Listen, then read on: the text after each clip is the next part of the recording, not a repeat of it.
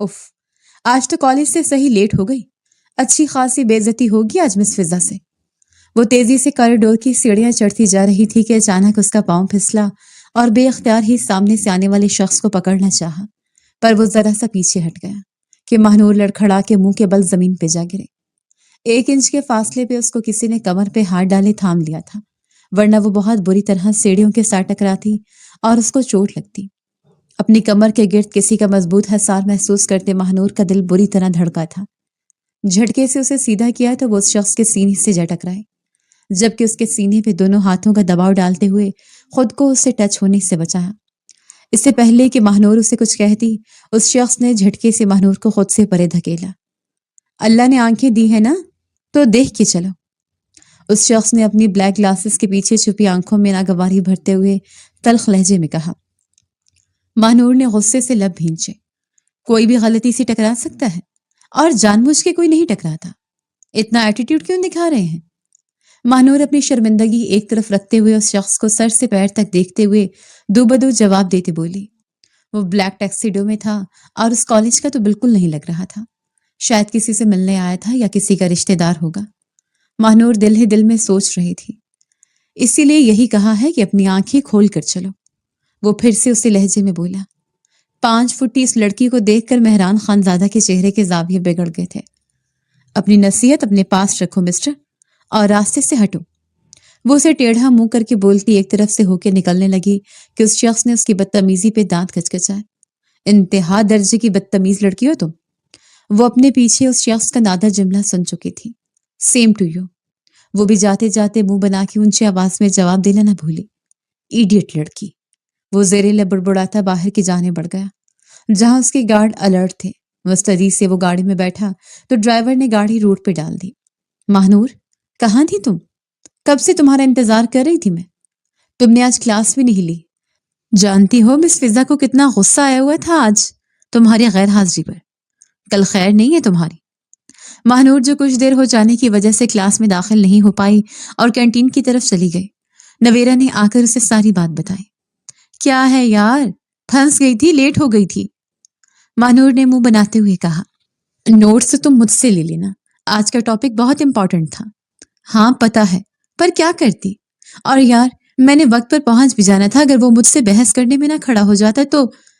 वो मुंह बनाते हुए बोली, वो जो उसकी आदत थी। किसकी बात कर रही हो? किसने महानूर मैडम से बहस कर ली? नवीरा ने एक बात और लफ्ज पर जोर देते हुए पूछा। पता नहीं यार कौन था, रास्ता रोके खड़ा हो गया। खैर दफा करो, मुझे अपने ये नोट्स दे दो, कल की कल देखेंगे। बर्गर और एक कोल्ड ड्रिंक मंगवाओ जल्दी से, भूख से पेट में चूहे नाच रहे हैं। उसकी ये लापरवाही वाली आदत देखते हुए नवीरा ने उसे देखते सर झटका और ऑर्डर करने चले गए। कबीर सुल्तान की 2 ही बेटियां थीं, महानूर सुल्तान और अबीर सुल्तान। वो दोनों उनका कुल असासा थी। बड़ी बेटी अबीर सुल्तान का निकाह कुछ माह पहले उसकी पसंद के लड़के शाहिद हसन से कर दिया गया। वो अपने निकाह से बहुत खुश थी, क्योंकि दोनों एक दूसरे को पसंद करते थे। शाहिद हसन एक मिडिल क्लास तबके से ताल्लुक रखता था, लेकिन अबीर सुल्तान की पसंद था। और कबीर सुल्तान अमीर तरीन बिजनेसमैन तो थे ही, लेकिन उन्होंने कभी भी अपनी किसी बेटी को उनके किसी भी अमल से रोका न था। यही वजह थी कि अबीर का निकाह उसकी मर्जी के शख्स से कर दिया। ये तक न देखा कि वो हम पल्ला है या नहीं। वो एक खुले दिलो दिमाग के शख्स थे। अबीर बेटा। वो जो सीढ़ियां उतरते नीचे आ रही थी, बाप की आवाज पे थम गई। उसके खूबसूरत चेहरे को खूबसूरत मुस्कान ने छुआ। जी डैड। वो रुकी थी। बेटा, कल आपकी फुप्पो आ रही हैं, तो वो शाहिद हसन से मिलना चाहती हैं। उन्होंने तमहीद बांधी। वाओ, फुप्पो आ रही हैं। अबीर खुश हो गई। बेटा, तुम शाहिद से कहना कि वो आके मिल ले। मैं नहीं चाहता कि तुम्हारी फुप्पो उनके घर जाए।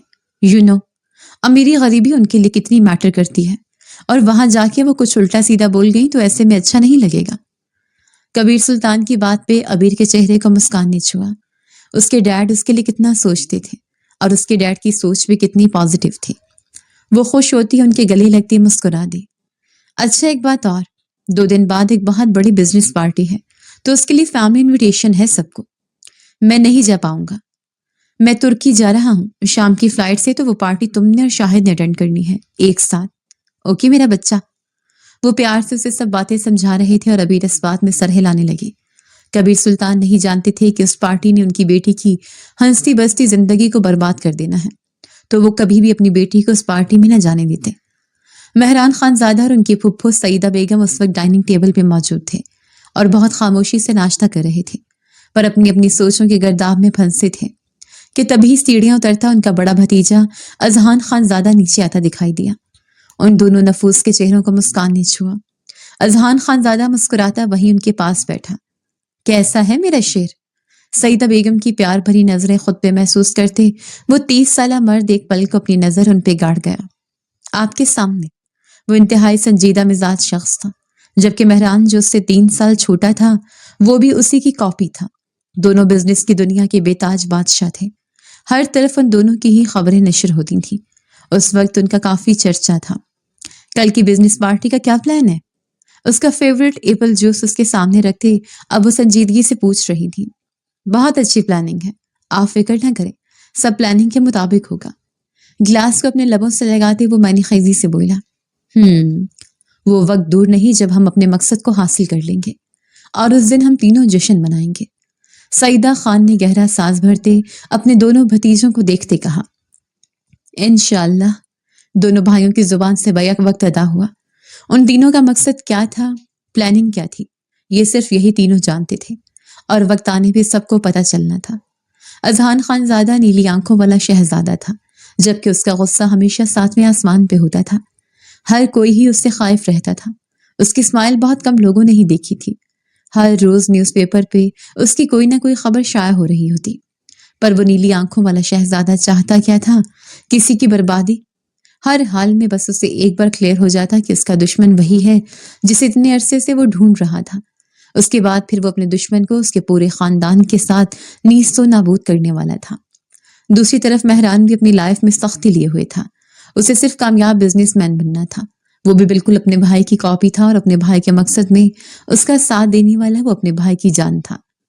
ان دونوں کے اندر ایک ہی فرق تھا کہ مہران کے اندر پھر بھی کچھ پازیٹیوٹی اب بھی موجود تھی، جبکہ اذہان خان زادہ اپنے مقصد کو حاصل کے لیے کسی بھی حد تک جانے والا شخص تھا۔ پلیز شاہد، تم پھپھو کی باتوں کا برا مت بناؤ، وہ ایسی ہی ہیں، جب بھی کسی سے ملتی ہیں اسی کا فیملی بیک گراؤنڈ کھول کے بیٹھ جاتی ہیں، جبکہ دل کی وہ بات اچھی ہے۔ اس وقت ابیر شاہد کو اس کے گھر چھوڑنے آئی تھی اور دونوں گاڑی میں بیٹھے تھے۔ شاہد کا موڈ اچھا خاصا خراب تھا۔ آج اس کے پھپھو نے شاہد کی اچھی خاصی بے عزتی کر کے رکھتی تھی۔ اس کی فیملی کا پوچھا، بینک بیلنس کا پوچھا، حسب نسب کا پوچھا، اور شاہد نے کچھ نہ چھپایا۔ اس کا مڈل کلاس ہونا آج اس کے لیے گالی بن گیا تھا۔ اس نے کیسے خود پہ قابو کیے رکھا یہ وہی جانتا تھا۔ ان کے دل کا اچار ڈالوں جب زبان ہی ان کی اچھی نہیں؟ دیکھا نہیں تھا کیسے طنز کر رہی تھی کہ تمہاری دولت کی وجہ سے تم سے نکاح کیا؟ شاہد بھڑک گیا۔ یار، وہ کچھ دنوں کے لیے آئے ہیں، چھوڑو انہیں۔ مجھے پتا ہے تم کتنے پازیٹیو ہو، تمہیں بس میری فکر ہونی چاہیے کہ میں کیا سوچتی ہوں۔ باقی سب کچھ چھوڑ دو، اور ڈیڈ بھی تو تمہارے حق میں ہے، پھر کس بات کی ٹینشن؟ بات ٹینشن کی نہیں، خودداری کی ہے ابیر۔ انہوں نے میری خودداری کو ٹھیس پہنچائی ہے، جو میری برداشت سے باہر ہوا ہے۔ شاہد کا بس نہیں چل رہا تھا کہ وہ اس کی پھپھو کا منہ توڑ دیتا۔ اس کے مڈل کلاس ہونے کے تانے وہ اکثر سنتا آیا تھا، یہاں تک کہ اپنے خاندان میں بھی وہ سن چکا تھا، اپنی ماں سے بھی، کہ ابیر کبھی بھی ان کے گھر میں نہیں چل سکے گی۔ وہ امیر باپ کی بیٹی ہے، اس کے طور طریقے بھی الگ ہیں، وہ اس چھوٹے سے گھر میں ایڈجسٹ نہیں کر پائے گی۔ اس لیے ابیر کو زندگی سے نکال کے اپنی خالہ کی بیٹی شبانہ سے شادی کر لے، جو اسے بے انتہا پیار بھی کرتی تھی اور اس کی بچپن کی منگیتر بھی تھی۔ پر شاہد کے دماغ میں کیا چل رہا تھا یہ صرف شاہد ہی جانتا تھا۔ وہ 2 ماہ پہلے ہی ابیر سے نکاح کر چکا تھا۔ نکاح بہت دھوم دھام سے ہوا تھا، سب کچھ ابیر سلطان نے ارینج کیا تھا۔ شاہد کے گھر والے تو بس مہمان کے طور پر اس نکاح میں شریک ہوئے تھے۔ اس نکاح میں صرف شاہد کو ہی پروٹوکول ملا تھا، اس کی فیملی کے کسی ممبر کو نہیں۔ تب سے اس کی والدہ عزیزہ بیگم کے دل میں ابیر اور اس کے باپ کے لیے نرم گوشہ ختم ہو گیا۔ پر شاہد کیا کرتا؟ وہ تو نکاح کر چکا تھا، اور اتنے امیر سسر کے گن بھی گانے تھے اس نے۔ اچھا بات سنو، جب تک پھپھو یہاں ہیں تو ان سے مت ملنا، ٹھیک ہے؟ ابیر نے حل نکالا۔ وہ اسٹریٹ فارورڈ لڑکی تھی، اسے کسی کی بات سے کوئی فرق نہیں پڑتا تھا۔ ہمیشہ اپنی منمانی کرنے والی، لیکن اپنی منمانی اسے کتنی مہنگی پڑنے والی تھی وہ سوچ بھی نہیں سکتی تھی۔ ابھی رات کو 9 بجے شاہد کو ہوٹل میں ڈنر کروا کے اسے گھر چھوڑتے واپسی کے راستے پہ تھی کہ ایک سنسان جگہ پہ اس کی گاڑی خراب ہو گئی۔ اس نے بارہا سٹارٹ کرنے کی کوشش کی لیکن ندارت۔ وہ خود گاڑی سے نیچے اتری، گاڑی کا بونٹ اٹھا کے چیک کرنے لگی۔ کبھی گارڈز کے بنا نہیں نکلی تھی سوائے شاہد کے ساتھ ہوتے۔ عام حالات میں گارڈز اس کے ساتھ ہوتے، لیکن جب بھی وہ شاہد حسن سے ملنے جاتی، اس کے ساتھ ڈنر یا لنچ یا شاپنگ کے لیے جاتی تو گارڈز ہمراہ نہ رکھتی۔ گاڑی کے بند ہونے کی وجہ ابیر کو سمجھ نہیں آ رہی تھی۔ گاڑی میں واپس آ کے موبائل اٹھایا تو وہ بھی مردہ حالت میں پایا گیا۔ اس کی بیٹری ہی ختم تھی اور وہ آج چارج کرنا بھول گئی تھی۔ اسے خود پہ شدید غصہ آیا۔ اب یہاں سے کیسے نکلوں؟ وہ بار بار گاڑی سٹارٹ کر رہی تھی لیکن اس سے کافی ناکامی کا سامنا کرنا پڑ رہا تھا۔ تھک ہار کے وہیں بیٹھی رہ گئی۔ کوئی گاڑی پاس سے شوٹ سے نکل جاتی تو وہ چونک جاتی۔ کوئی بھی تو نہ تھا کہ وہ کسی سے ہیلپ لے لیتی۔ ارد گرد سبزہ ہی سبزہ اور درختوں کے انبار تھے جنہیں دیکھ کر ابیر نے ایک پل کو جھرجھری لی۔ یا اللہ، میں کہاں جاؤں؟ کس سے مدد لوں؟ یہ اتنا گھنا جنگل، اب کیا کروں؟ وہ گاڑی میں بیٹھی بیٹھی تھک گئی تو گاڑی سے باہر نکلی۔ ارد گرد دیکھا تو اسے کوئی زیرو دکھائی نہ دی۔ یا اللہ، میں کہاں پھنس گئی؟ یہ کون سا علاقہ ہے؟ کہیں پہ نیم پلیٹ بھی نہیں ہے۔ وہ سڑک کے دونوں اطراف میں دیکھتے سخت گھبرا گئی تھی۔ جو بھی تھی تو وہ لڑکی ذات ہی اور جان سے زیادہ عزت جانے کا خطرہ ہوتا ہے، اور اس وقت ابیر کو وہی لاحق تھا کہ تبھی 2 بائکس اس کے پاس سے گزریں، لیکن تھوڑی دور جا کے وہ رکی۔ ابیر کے رونگٹے کھڑے ہو گئے۔ وہ اس کی جانب ریورس ہوئی تھی۔ ابیر کا سانس خشک ہوا۔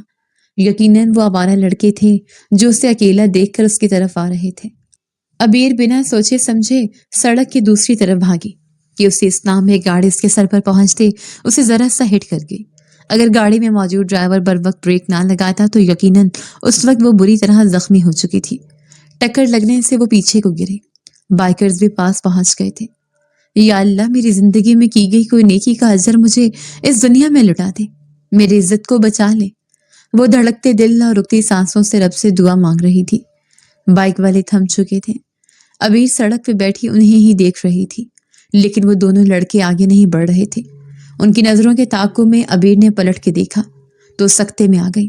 بلیک 3 پیس سوٹ میں ملبوس وہ شخص اپنی آنکھوں کو بلیک چشمے میں چھپائے وہ اس وقت اپنی پینٹ کی پاکٹس میں ہاتھ ڈالے بہت ہی سٹائل سے کھڑا ان لڑکوں کو گھور رہا تھا۔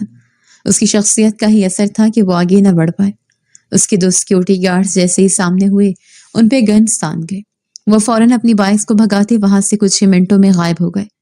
ابیر نے رخ پھیرے اس شخص کو تشکر بھری نگاہ سے دیکھا جو دھیرے دھیرے قدم لیتا اس کے پاس آیا۔ ابیر نے اٹھنے کی کوشش کی لیکن بنا سہارے کے اس سے کھڑا نہیں ہوا جا رہا تھا۔ وہ اٹھی پھر سے لڑکھڑا کے گر گئی۔ اس کے گھٹنے پہ چوٹ آئی تھی۔ اس کا ٹراؤزر بھی گھٹنے سے تھوڑا سا پھٹ گیا تھا۔ وہ بے بسی کی مورت بنی بیٹھی نہ چاہتے ہوئے بھی اپنی حالت پہ آنکھوں میں آنسو بھر لائے۔ اگلے ہی پل لیکن ہونی ہو گئی۔ سب گارڈ بھانک بنے اپنے مالک کو دیکھتے رہ گئے جس نے جھک کر ایک لڑکی کو اپنی باہوں میں بھرا۔ ابیر تو ایک دم ہی اس کے اس عمل پہ اپنا سانس سے روک گئی۔ بے اختیار اس شخص کے گلے کے گرد باہیں ڈالے اس کا پھولوں جیسا نازک وزن لیے وہ ایک ایک قدم سہج کے اٹھاتا اپنی گاڑی کی جانب بڑھا۔ اسی لیے وہ اپنی بڑی سی گاڑی کی بیک سیٹ پہ بیٹھا۔ ابیر نے گھبرا کر اسے دیکھا، پھر اس کے گن مینس کو۔ مجھے آپ کے ساتھ کہیں نہیں جانا۔ ابیر نے اپنی گھبراہٹ پہ قابو پاتے دھیرے سے کہا۔ پھر کس کے ساتھ جانا ہے؟ اپنی سیٹ پہ بیٹھتے وہ سرد انداز میں پوچھ رہا تھا، ساتھ ہی ڈرائیور کو گاڑی آگے بڑھانے کا اشارہ کیا۔ کہاں لے کے جا رہے ہیں؟ روکے گاڑی کو۔ وہ گھبراتے ہوئے اپنی جگہ سے اٹھی کہ اذہان نے اسے بازو سے کھینچ کے واپس سیٹ پہ بٹھایا۔ اس کی اتنی جرأت پہ ابیر منہ کھولے اسے حیرت سے دیکھنے لگی۔ ڈرائیور کو گھر کا ایڈریس بتاؤ، وہ اسپاٹ انداز میں بولا، لیکن ابیر کو قدرے حوصلہ ہوا کہ وہ غلط تماش کا شخص نہیں۔ فوراً ایڈریس بتایا۔ سلطان ہاؤس کا نام سنتے ایک پل کو اذہان چونکا۔ اس کے بنگلے کے آگے گاڑی رکی تو ابیر نے شکر کا سانس بھرا۔ تم کبیر سلطان کی بیٹی ہو؟ ایک ایک لفظ چبا کے بولتا اذہان نے اس کے بہت بڑے بنگلے کو دیکھا۔ ہاں، آپ کیسے جانتے ہیں ڈیڈ کو؟ وہ بھی نیچے اترتے رک کے پوچھنے لگی۔ بیٹی لفظ پہ اذہان خانزادہ نے لب بھینچے ایک نظر اس لڑکی کو دیکھا۔ بہت گہرا تعلق ہے کبیر سلطان سے، فرصت میں سمجھاؤں گا۔ ابیر اس کی بے تکی باتوں کو اگنور کرتی نیچے اترتی اپنے بنگلے کے اندر چلے گئے، جبکہ اس کا شکریہ ادا کرنا بھی ضروری نہ سمجھا۔ اذہان خان زیادہ گہری سوچ میں ڈوب کے ابھرا۔ مجھے اس لڑکی کے متعلق سب انفارمیشن چاہیے۔ آگے فرنٹ سیٹ پہ بیٹھے اپنے گارڈ جاوید شاہ سے بولتے وہ بہت پراسرار لگا۔ مل جائیں گے خان۔ گاڑی آگے بڑھ چکی تھی، لیکن یہ کہانی کا آغاز تھا، شاید بربادی کا۔ پارٹی کی رونقیں اپنے عروج پہ تھی۔ کبیر سلطان کی غیر موجودگی میں ابیر شاہد حسین کے ساتھ اس پارٹی میں موجود تھی۔ ہر ایک سے تعارف کرواتے وہ خرامہ خرامہ آگے چل رہی تھی کہ اچانک ہیل سے اس کا پاؤں پھسلا اور سامنے سے آتے شخص کے ساتھ جا ٹکرائی۔ اس کو دونوں بازوں سے تھامے ابیر نے اپنی بھاری پلکیں اٹھائیں۔ کیمرہ مین نیوز چینل نے یہ منظر کچھ ہی سیکنڈز میں اپنے پاس کیپچر کیا تھا۔ اذہان خان زادہ نے اسے بالکل بھی نہیں چھوا تھا۔ دونوں ہی ایک دوسرے کو پہچان گئے تھے، لیکن ایک دوسرے کو اگنور کرنے کا ہنر بھی کمال کا تھا۔ سعیدہ پھپھو نے یہ منظر گہری نگاہوں سے دیکھا تھا۔ ابیر، آر یو اوکے؟ اچانک سے شاہد نے وہاں آتے ابیر کو کلائی سے تھاما، پر ابیر نے فوراً ہی اپنا آپ اس سے دور کیا۔ بھلے وہ اس کا منقوہ تھا، لیکن وہ اب تک اسے خود کو چھونے کی اجازت نہیں دے پائی تھی، حالانکہ اسے پسند بھی کرتی تھی۔ M okay. ابیر نے ایک نظر آگے بڑھتے اذہان خان زادہ کو دیکھا، جس کا ایٹیٹیوڈ ہی بے تحاشا تھا۔ وہ جانا مانا بزنس مین تھا، ہر روز نت نئی سرخیوں میں وہ رہتا تھا۔ ہمیشہ اسے نیوز چینلز اور سوشل میڈیا پہ دیکھتے آئی تھی۔ ان 2 دنوں میں وہ اسے مسلسل روبرو دکھائی دے رہا تھا اور اس کے حواسوں پہ بری طرح چھا رہا تھا۔ اور ایسا کیوں تھا وہ خود بھی سمجھ نہیں پا رہی تھی۔ اسے اپنے دماغ سے جھٹکتی وہ باقی مہمانوں سے ملنے لگی۔ آج کے خاص چیف گیسٹ کے طور پہ اذہان خان زادہ کو انٹروڈیوس کروایا جا رہا تھا، اس کا شکریہ ادا کیا جا رہا تھا۔ کچھ دیر بعد وہ ایک عورت کے پاس کھڑا دکھائی دیا۔ وہ بھی بہت سوبر سی خاتون تھی۔ نہ چاہتے ہوئے بھی ابیر کا دھیان اسی پہ جا کے رک رہا تھا۔ خان، یہ تمہارے مقصد کا کون سا حصہ ہے؟ سعیدہ بیگم نے سافٹ ڈرنک کو لبوں سے لگاتے کنکھیوں سے ابیر کو دیکھتے پوچھا۔ میرا مقصد ابھی بہت جلد آپ کو سمجھ آ جائے گا، فی الحال دیکھتی جائے، کیا سے کیا ہو جائے۔ وہ بھی میں نے خیزی سے کہتا ایک نگاہ ابیر کو دیکھتے رخ پھیرتا اپنے کسی بزنس فرینڈ کی جانب بڑھ گیا، جبکہ سعیدہ پھپھو کو یہ سب کچھ نئے طوفان کا پیش خیمہ بنتا دکھائی دے رہا تھا۔ ان کی چھٹی ہی سنہی محسوس کروا رہی تھی کہ جیسے کچھ ایسا ہونے والا ہے جو ان کے مقصد کے بیچ میں دراڑ ڈالے گا۔ وہ گہرے سانس بھرتے ہر طرف سے نظر پھیر گئی۔ نہیں، چاہے کچھ بھی ہو جائے، میں اپنے مقصد سے کبھی پیچھے نہیں ہٹ سکتی، اس کے لیے چاہے مجھے کچھ بھی کیوں نہ کرنا پڑے۔ پلٹ کی ایک نظر مسکراتی ابیر کو دیکھا۔ میں اپنا بدلہ لے کے رہوں گی، ہر قیمت پہ۔ دان پیستے آنکھیں چھوٹی کیے ابیر کو دیکھتی وہ مہران کی جانب بڑھی۔ اسے کچھ کہتے وہ واپس اپنی جگہ پہ آئی۔ تھوڑی ہی دیر میں سب پول والی سائڈ پہ جمع ہونے لگے۔ لائٹ سا میوزک آن تھا، ہر سوئے خوبصورت سا رومانوی ماحول طاری تھا۔ تھوڑی ہی دیر میں ابیر بھی شاہد کے ساتھ وہاں آ گئی کہ تبھی شاہد کو فون کال آنے لگی۔ ابیر، تم یہیں رکو، میں کال سن کے آتا ہوں۔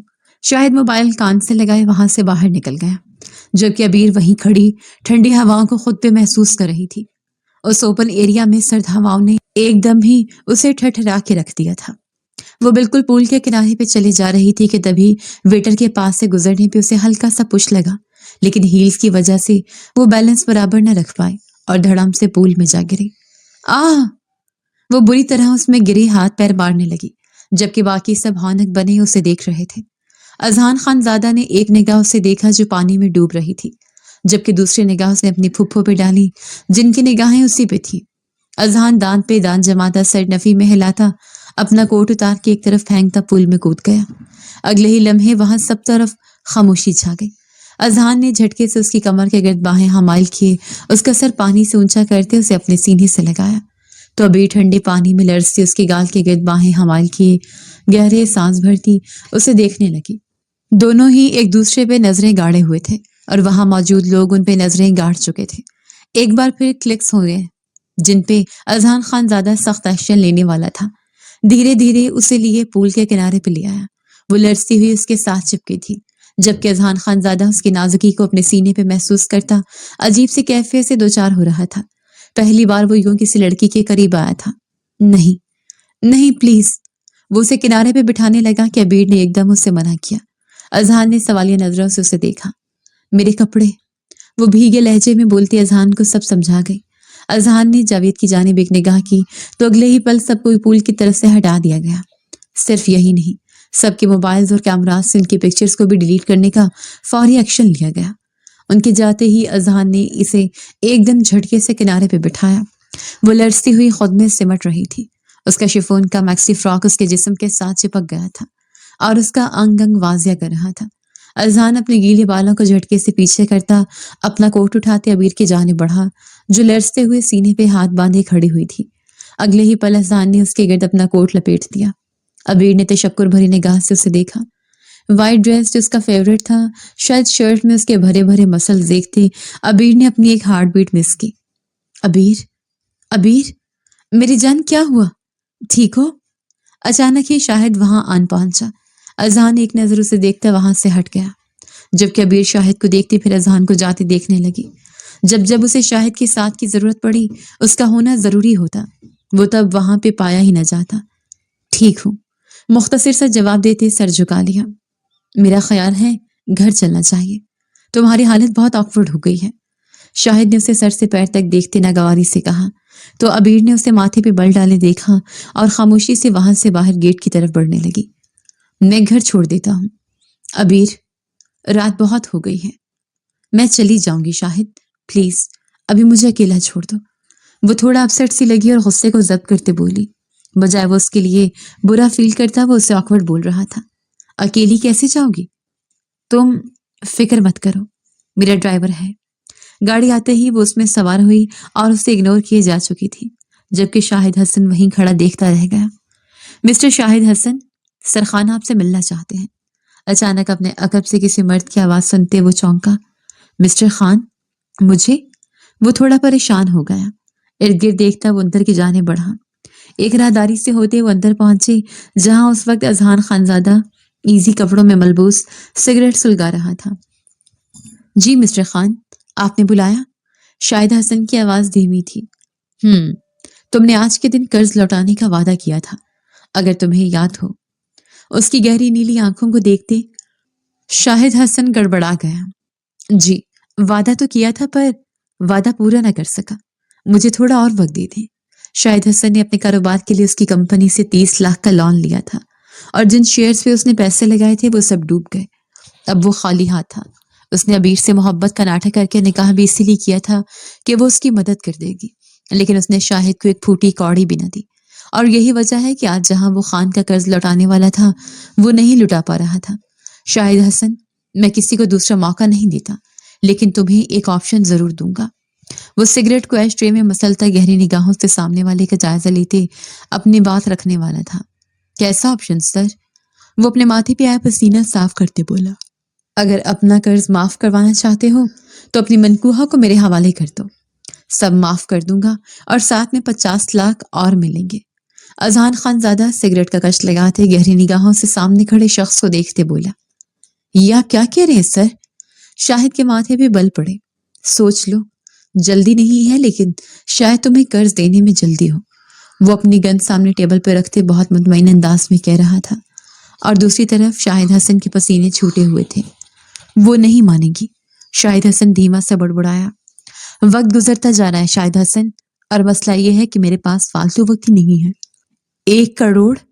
اچانک شاہد حسن کے لب سے ادا ہونے والے الفاظ پہ اذہان خان زادہ بری طرح چونکا۔ مجھے بدلے میں قرض معافی کے ساتھ 1 کروڑ بھی چاہیے۔ اب وہ بھی سودے بازی بھی اتر آیا تھا۔ اذہان خان زادہ کی دائیں گال کا ڈمپل واضح ہوا۔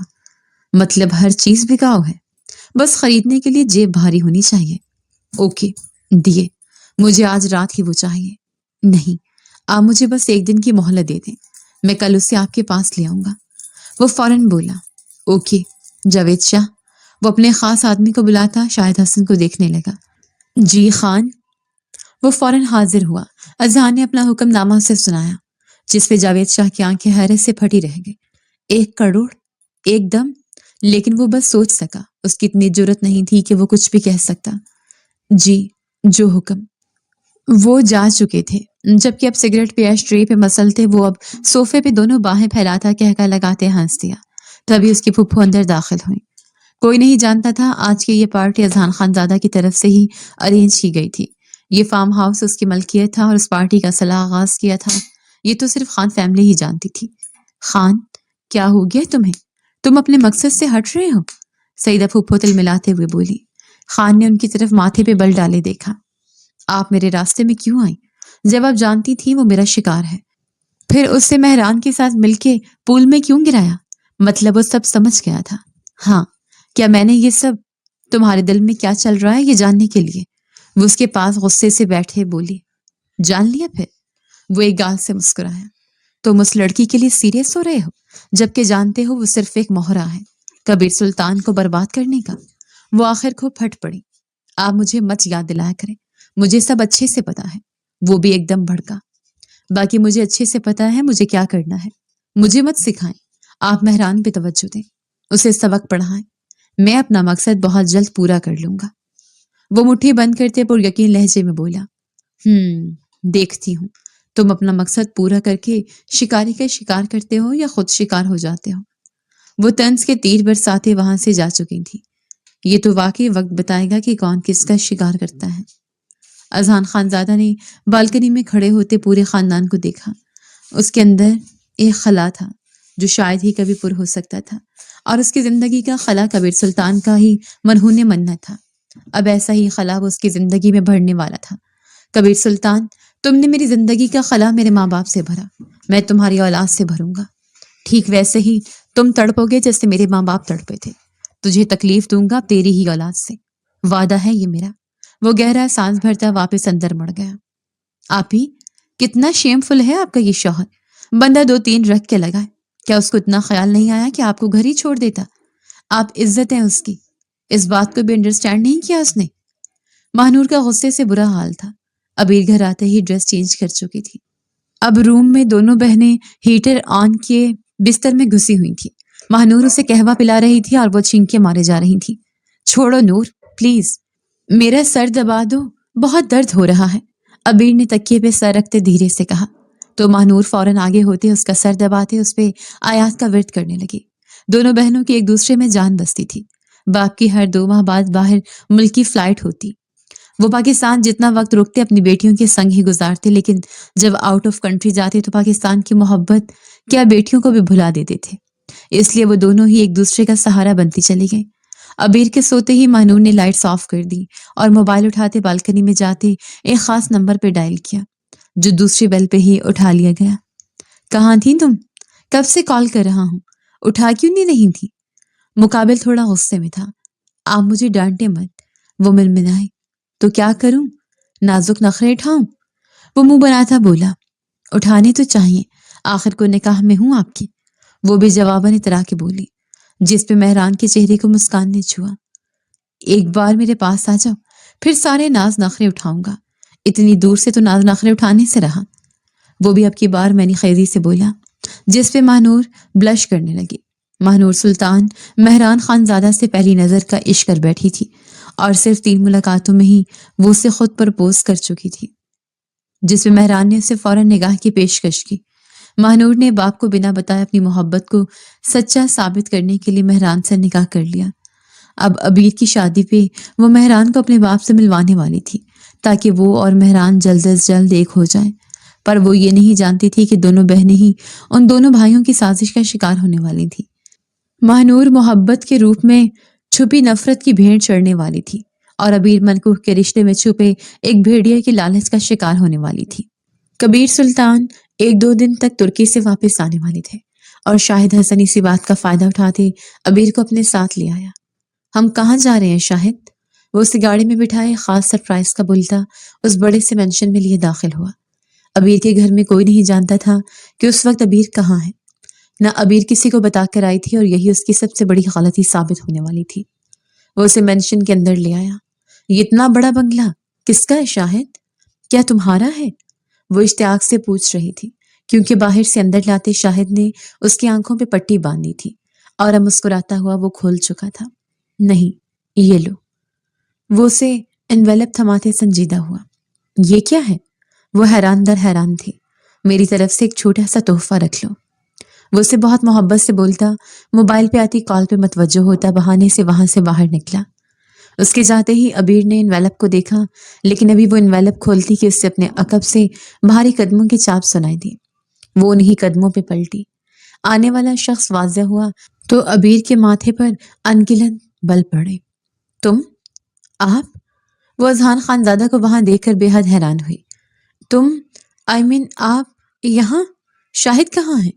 وہ حیرانی سے اسے پوچھ رہی تھی جو دھیرے دھیرے اپنے قدم اس کی جانب بڑھا رہا تھا۔ وہ تمہیں یہاں چھوڑ کے جا چکا ہے۔ اذہان خان زادہ کی بات پہ عبیر نے اسے گھری ڈالے دیکھا۔ میرے ساتھ ایسی کوئی بات مت کیجیے گا، ورنہ کیا؟ اذہان خان زادہ کو بھی ایک دم غصہ آ گیا۔ یقین نہیں تو یہ جو ہاتھ میں انویلپ تھاما ہے اسے کھول کے دیکھو، پتہ چل جائے گا۔ وہ بے حد صفاقی سے بولا اور عبیر نے ہاتھ میں پکڑے اس انویلپ کو کھولا تو اس کے پیروں تلے سے زمین نکل گئی۔ وہ طلاق نامہ تھا اور شاہد حسن اسے پورے ہوش و حواس میں طلاق دے کر جا چکا تھا۔ لیکن کیوں؟ اس کیوں کا جواب تو وہی دے سکتا تھا۔ عبیر کی آنکھیں نم ہوئی۔ یہ طلاق اس کے دل پہ بھاری ضرب لگا گئی کہ گزرے وقت میں اس نے غلط شخص کے ساتھ اپنی زندگی برباد کرنی چاہی۔ ایک اور شوق بھی دوں؟ وہ اس کے بہت پاس آ چکا تھا۔ عبیر نے سوالیہ نظروں سے اسے دیکھا۔ کیا اب بھی کچھ تھا جو وہ نہیں جانتی تھی؟ وہ تمہیں مجھے بیچ گیا ہے۔ الفاظ تھے گویا ایٹم بم۔ عبیر نے بے یقینی سے اسے دیکھا۔ Are you mad? ایک جیتی جاتی لڑکی ہوں میں، انسان ہوں میں، کیسے بیچ سکتا ہے وہ مجھے؟ عبیر کا تو ایک دم دماغ ہی معاف ہو گیا۔ بات یہ نہیں کہ وہ کیسے بیچ گیا، بات اب یہ ہے کہ تمہیں اب میری قید میں رہنا ہوگا تا عمر۔ وہ اسے ہر لفظ پہ زور دیتا بول رہا تھا۔ جھوٹ بول رہے ہو، شاہد ایسا نہیں کر سکتا۔ میں عبیر کا بس نہیں چل رہا تھا کیسے اسے کیا کرتے۔ ایسا ہی ہوا ہے، یقین کر لو، اور یہ ڈائیورس پیپرز اس بات کا جیتا جاگتا ثبوت ہے۔ وہ مزید 2 قدم چلتا قریب آیا تو عبیر نامحسوس انداز میں پیچھے سرکی۔ اب اسے سامنے کھڑے شخص سے خوف محسوس ہوا۔ کیا قیمت ادا کی ہے؟ اس کے لہجے میں ٹوٹے کانچ کی کرچیاں تھیں۔ سب سے زیادہ درد اسی بات کا تھا کہ اسے شاہد جیسے لالچی انسان کو پہچاننے میں بھول ہوئی تھی۔ 1 کروڑ۔ وہ بنا پلک جھپکتے اسے دیکھتا بولا۔ عبیر تو اب واقعی میں حیرت زدہ ہوئی۔ 1 کروڑ؟ اس کی زبان لرز گئی۔ اسے اب بھی یقین نہیں آ رہا تھا کہ شاہد نے اسے اتنا بڑا دھوکہ دیا۔ اب اس شوق سے باہر نکلا اور آگے کی بات سنا۔ ویسے تو میں سامنے والے کو ہمیشہ ایک آپشن دیتا ہوں۔ وہ اب کی بار لاپرواہی سگریٹ سلگاتا اسے دیکھتے بولا۔ عبیر کو سگریٹ کے دھوئیں سے سخت الرجی تھی۔ وہ یکدم پیچھے ہٹتے اذہان خان زادہ کو سوالیہ نظروں سے دیکھنے لگی۔ تمہیں 2 آپشنز دیتا ہوں، یا تو ساری زندگی میری قید میں رہو، میری باندی بن کے، یا پھر اپنا آپ مجھے سونپ کے یہاں سے چلی جاؤ۔ وہ اس کے سامنے کیسی شرط رکھ رہا تھا۔ Are you mad? میں کیوں سونپوں گی تمہیں اپنا آپ؟ جان سے مار دوں گی اگر میرے قریب بھی آئے۔ میرے ڈیڈ کو بھی تم جانتے نہیں۔ وہ دھمکاتے اس کے پاس آ گئی۔ اسی شخص کا تو سارا رونا ہے۔ اگر تم نے میری بات نہ مانی تو ترکی میں تمہارا باپ میرے آدمی کے نشانے پہ ہے۔ تمہارا انکار تمہارے باپ کو سیدھا موت کے منہ میں پہنچا دے گا۔ سو چوائس از یورس۔ اذہان نے اندھیرے میں تیر چلایا تھا۔ وہ جانتا تھا کہ کبیر سلطان ترکی میں ہے، لیکن وہ کہاں ہے یہ بات وہ بالکل نہیں جانتا تھا۔ مجھے تمہارے دونوں آپشن منظور نہیں۔ تم نے مجھے 1 کروڑ میں خریدا ہے، میں تمہیں وہ 1 کروڑ نہیں چاہیے۔ اچانک اذہان نے اس کی بات کاٹتے سگریٹ ایش ٹرے میں مسلتے صوفے پہ بیٹھتے مطمئن انداز میں کہا۔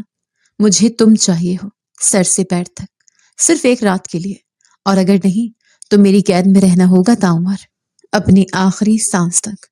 وہ اسے نہ جینے کی نوید سنا رہا تھا نہ مرنے کی، بس پل پل تڑپنے کی بات کر رہا تھا۔ میں ایسا کچھ نہیں کروں گی، سمجھے تم؟ ابھی اس کی بات ادھوری تھی کہ اذہان نے اپنے آدمی کو کال ملائی۔ شوٹ ہم۔ اس کی بات پہ عبیر کا سانس حلق میں اٹکا۔ میرے ڈیڈا کو کچھ مت کرنا۔ وہ جو ابھی تک سینہ تان کے کھڑی تھی ایک دم بیٹی بن گئی۔ آنکھوں میں ڈھیروں آنسو بھرا ہے جو اذہان کو سخت ناگوار گزرے۔ وہ شخص کسی کے بھی آنسوں کا حقدار نہیں تھا۔ میں تیار ہوں، تم جو کہو گے کروں گی۔ میرے ڈیڈ کو چھوڑ دو، انہیں کچھ مت کرنا۔ وہ اس کے پاس گھٹنوں کے بل بیٹھی ایسے بول رہی تھی کہ جیسے سب کچھ ہار گئی ہو۔ مجھے تمہاری صرف 1 رات چاہیے۔ اذہان خان زادہ آگے ہوتے بولا۔ عبیر نے زخمی نظروں سے اسے دیکھا۔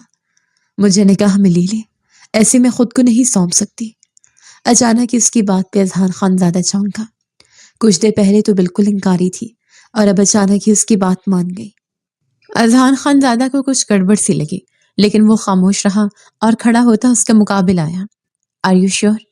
تم 1 رات گزارنے کے لیے مجھ سے نکاح کرو گی؟ وہ اس کی آنکھوں میں جھانکتا پوچھ رہا تھا۔ سنا تھا نیلی آنکھوں والے مرد ظالم ہوتے ہیں، آج دیکھ بھی لیا۔ اس کے الفاظ پہ اذہان خان زادہ ایک پل کو بالکل ساکت ہوتا، اگلے پل کہکا لگاتے ہنس دیا۔ اپنے باپ کے بارے میں کیا خیال ہے؟ اس کی آنکھیں بھی تو نیلی ہیں نا؟ اذہان کی بات پہ وہ چونکی تھی، کیونکہ اس کے ڈیڈ کی آنکھیں نیلی تو نہیں تھی، भूरी थी, डार्क ब्राउन। फिर वो क्यों नीली बोल रहा था? तुम्हारी बात पूरी हो जाएगी, सुबह होते ही निकाह होगा और कल की रात तुम मेरे बिस्तर को गर्म करोगी, उसके बाद तुम्हें जाने दिया जाएगा। वो अपना रुख फेरता एक मुलाजमा को आवाज लगाने लगा। उसे कुछ जरूरी हदायत करता वो फिर से अबीर की जाने पलटा। जाओ, तुम्हें तुम्हारा एक दिन के लिए रूम दिखा दे, जहां से तुम रुखसत होकर मेरे रूम में आओगी। वो इंतहाई सफाकियत से बोल रहा था। उसका हर लफ्ज ही जहर में बुझे तीर की तरह अबीर के जिस्म के पार हो रहा था।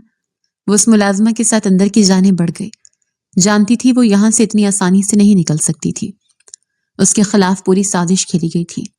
और ये शाहिद, अबीर को गुस्सा आने लगा। एक बार यहां से निकलो, सबसे पहले उस शाहिद को गोली से उड़ाऊंगी। कम्मी, ना इंसान, बेगैरत, मुझे चंद पैसों के एवज बेच के चला गया। उसे रह रह के शाहिद पे गुस्सा आ रहा था। अगर उस शख्स ने उसे कबीर सुल्तान को मारने की धमकी ना दी होती तो वो कभी भी उसके चुंगल में ना फंसती। खैर, इरादा तो अभी भी उसका भाग जाने का ही था, इसलिए ही तो उसने निकाह की ऑफर रखी। अबीर को अपना दिमाग लड़ाना था ताकि वो यहां से निकल सके। दिन से शाम हो गई, लेकिन अबीर घर वापस न लौटी। कबीर साहब की अचानक वापसी पे मानूर भी परेशान हो गई, क्योंकि कोई नहीं जानता था कि अबीर कहाँ है। उन्होंने सब जगह पता करवाया, लेकिन अबीर का कुछ पता नहीं चल रहा था।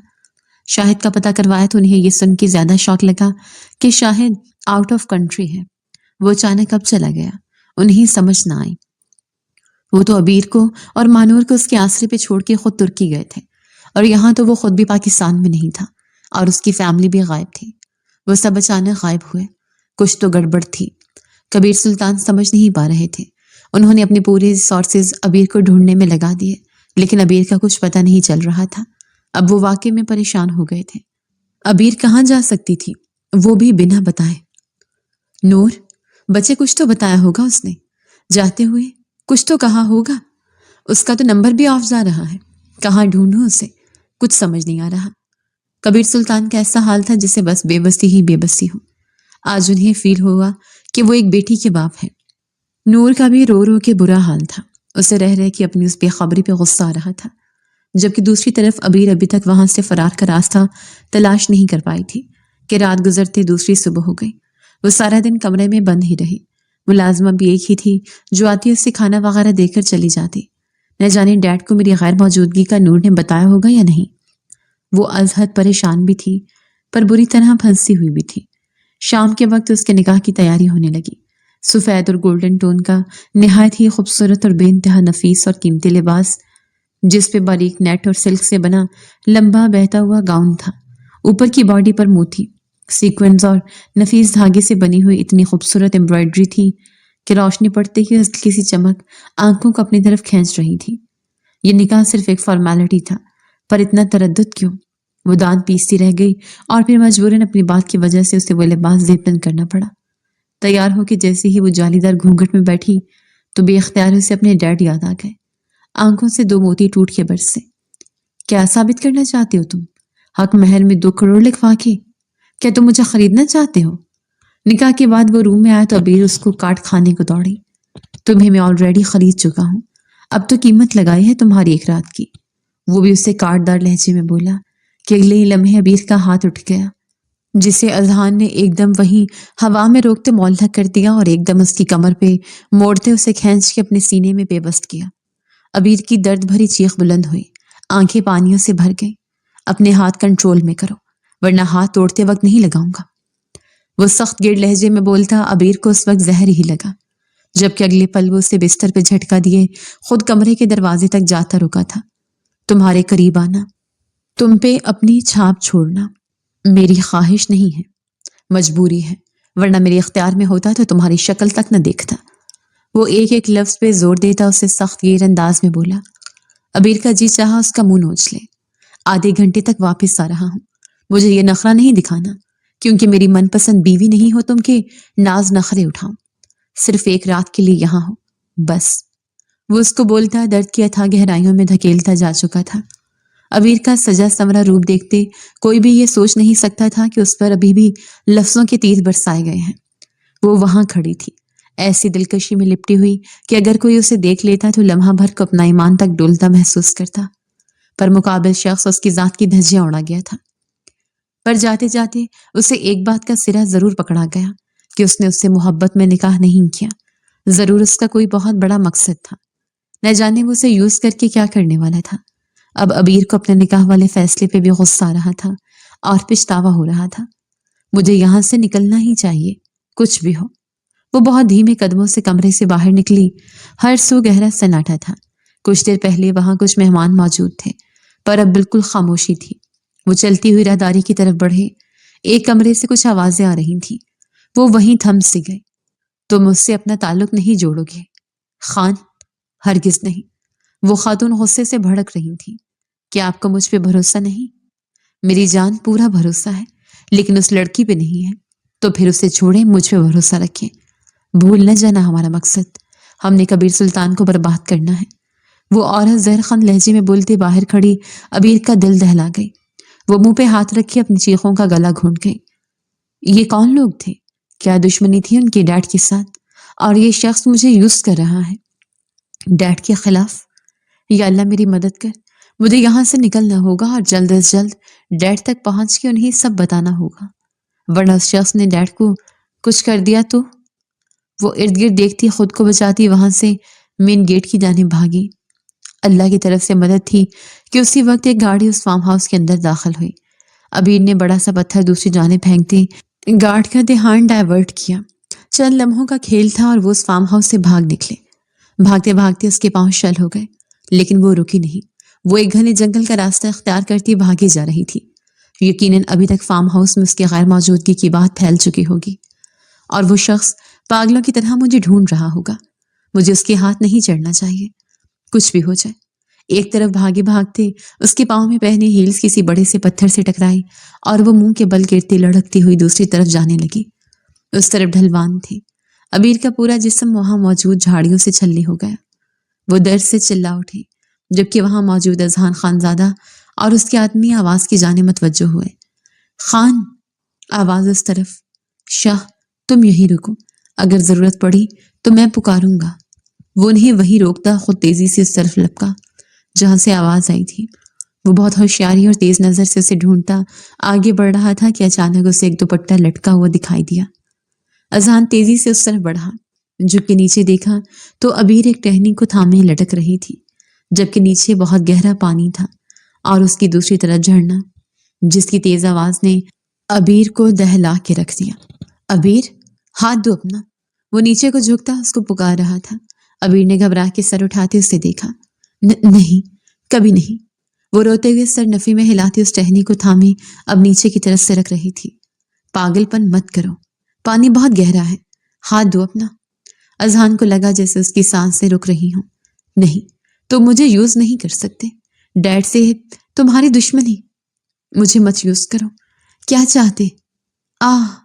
وہ نیچے سرکتے ہوئے بات ادھوری چھوڑ گئی۔ ابیر بکواس بند کرو اپنی۔ نہیں یوز کروں گا، کچھ بھی نہیں کروں گا، پلیز ہاتھ دو۔ وہ مزید نیچے جھکا۔ وہ اس کے نکاح میں آ چکی تھی۔ لاکھ دشمنی، نفرت اور بدگمانی سہی، لیکن تھی تو اس کے نکاح میں۔ وعدہ کرو مجھے نہیں یوز کرو گے۔ وہ اسے وعدہ لے رہی تھی۔ ہاں وعدہ، ہاتھ دو ابیر۔ وہ ملینر اس وقت پاگلوں کی طرح اس لڑکی کو بچانے کے در پہ تھا۔ ہاں، پھپھو سعیدہ کا ڈر سچ بن رہا تھا۔ وہ اس لڑکی کی محبت میں گرفتار ہو چکا تھا، پر ابھی ماننے سے انکاری تھا۔ ابیر نے گہرا سانس بھرتے اپنا ہاتھ اس کی جانب بڑھانا چاہا کہ اسی پل وہ ٹہنی ٹوٹ گئی اور ابیر کی چیخ بلند ہوئی۔ وہ نیچے گرتی جا رہی تھی۔ اذہان خانزادہ اپنی سانس روکے اسے اس گہرے پانی میں گرتا دیکھ رہا تھا۔ اسے یوں محسوس ہوا جیسے اس کی سانس کی ڈور ٹوٹ رہی ہو۔ اس سے پہلے کہ وہ پانی میں گر جاتی، اذہان خانزادہ بھی اس کے پیچھے کودا تھا، اور یہ کون سی انجانی قوت تھی وہ نہیں جانتا تھا، پر وہ اس کے پیچھے ہی پانی میں کودا تھا۔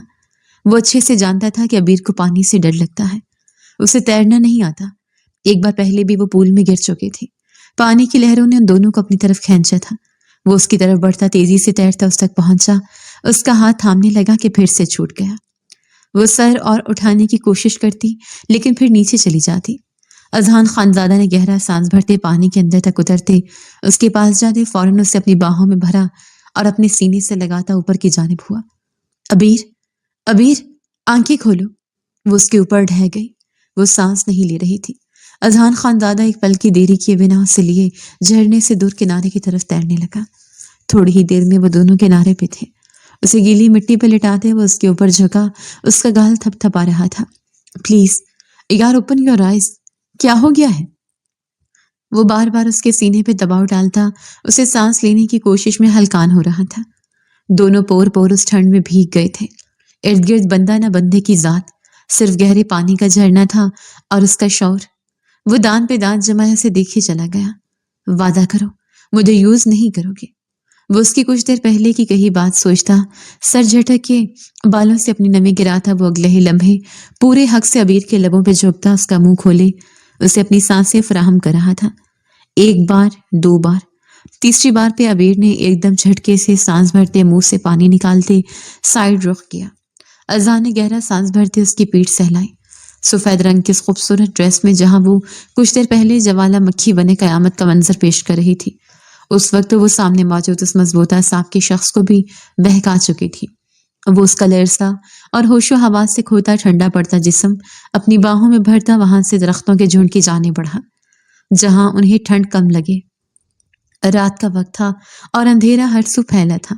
ایک طرف گھاس پھوس دیکھتا وہ اسے بہت احتیاط سے لٹاتا، اس کا لرزتا جسم محسوس کرتا لب بھیج گیا۔ کیا کروں؟ وہ اپنے سب آدمیوں کو وہی پیچھے رہنے کا بول آیا تھا اور وہ حکم کے غلام تھے۔ عبیر کے کراہوں نے اسے واپس ہوش کی دنیا میں لاپٹخا۔ وہ جلدی سے اپنی پاکٹ میں ہاتھ ڈالتا، امپورٹڈ واٹر پروف لائٹر نکال گیا جو اچھے سے کام کر رہا تھا۔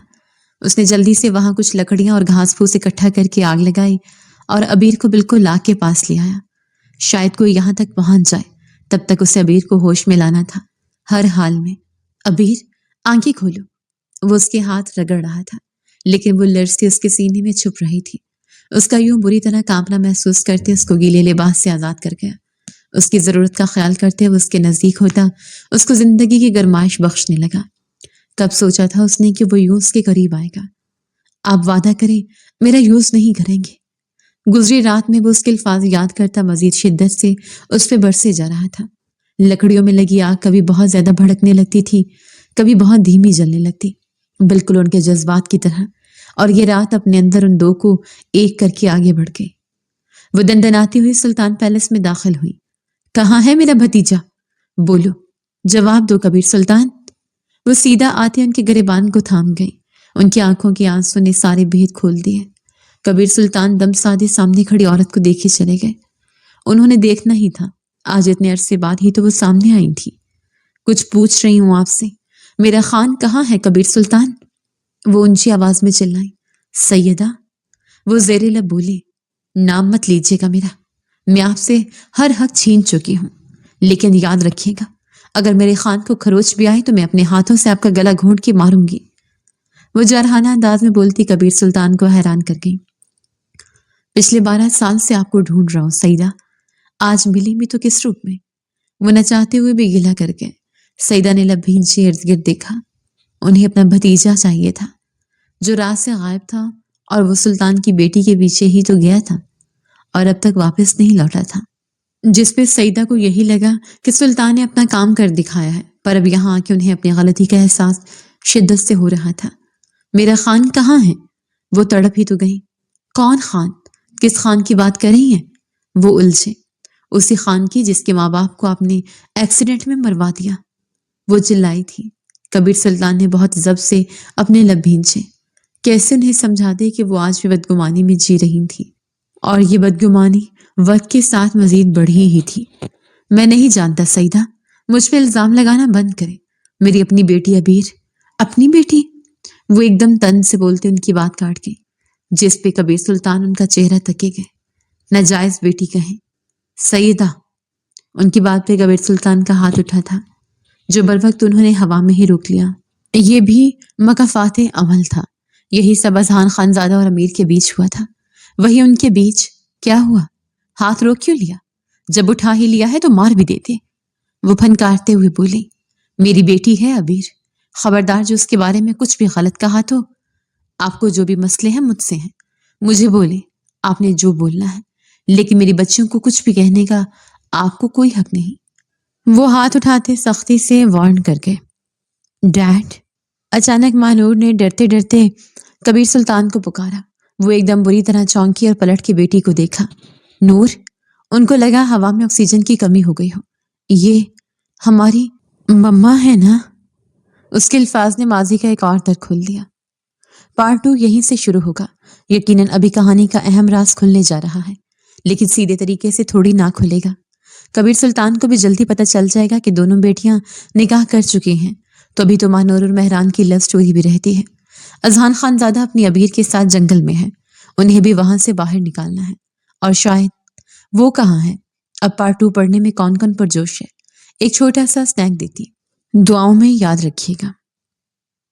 آپ نے وعدہ کیا تھا آپ مجھے یوز نہیں کریں گے، اور آپ نے رات میری بے ہوشی کا ناجائز فائدہ۔ ناجائز کیسے؟ وہ سخت قہر سے اسے روتا دیکھ رہا تھا۔ جو سوں سوں کرتی اسے مورد الزام ٹھہرا گئی تھی۔